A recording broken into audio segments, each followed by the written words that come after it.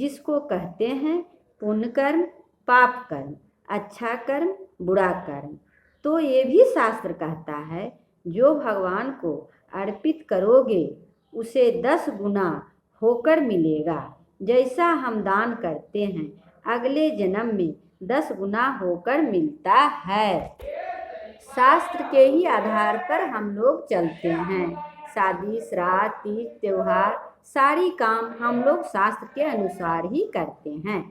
शास्त्र गए मर्मज्ञ कहते हैं कि अरे भाई देखो जरा, समझ बूझकर काम करना। यदि पाप अर्पण कर दिया तो 10 गुना होकर मिलेगा। इसलिए भगवान संबंधी ही भगवान को दान अर्पित करना चाहिए।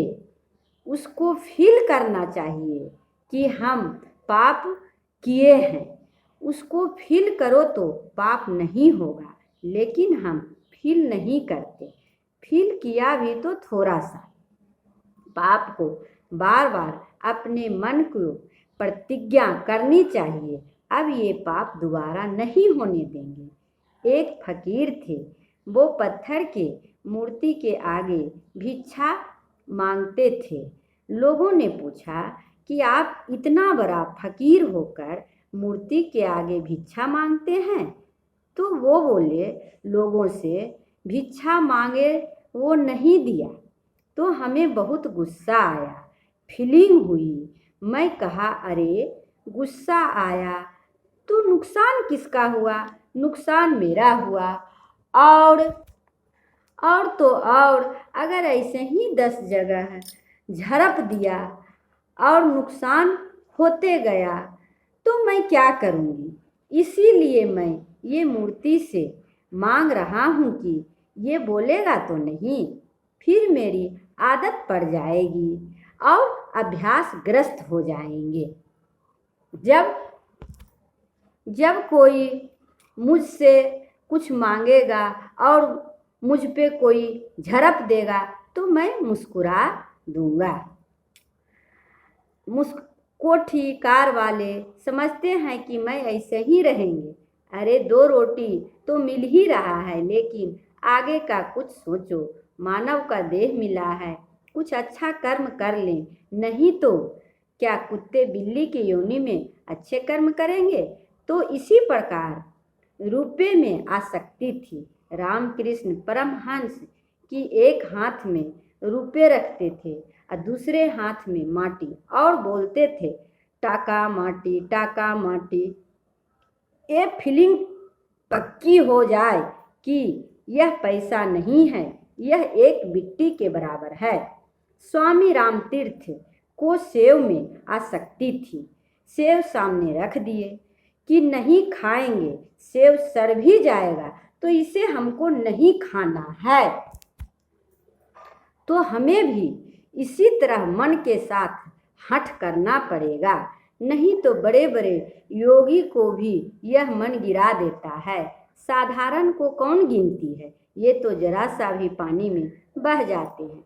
डेली रात को सोते समय हम सोचते हैं कि आज कौन सा पाप या गलती किए। अगर ये पाप गलती नहीं करते तो भी मेरा काम बन जाता। कल से नहीं होने देंगे। कल 9 होगा, परसों 8 होगा। इसी अभ्यास से तो आगे बढ़ते बढ़ते हम साधारण मनुष्य से और महापुरुष बन सकते हैं। जब हम पैदा हुए थे तो ना चलना आता था, ना करवट बदलना आता था, ना बोलना ही आता था। अभ्यास से हमने सब कुछ किया। कितनी बार गिरा तो चलना सीखा। इसी तरह ईश्वर से एक बार में मन नहीं लगता है, अभ्यास करने से ही लगता है। मन इतना बिगड़ा हुआ है, एकदम अभ्यास से नहीं लगेगा। लगाते लगाते लगने लगेगा। लगने लगे तो बस समझ लो हो गया।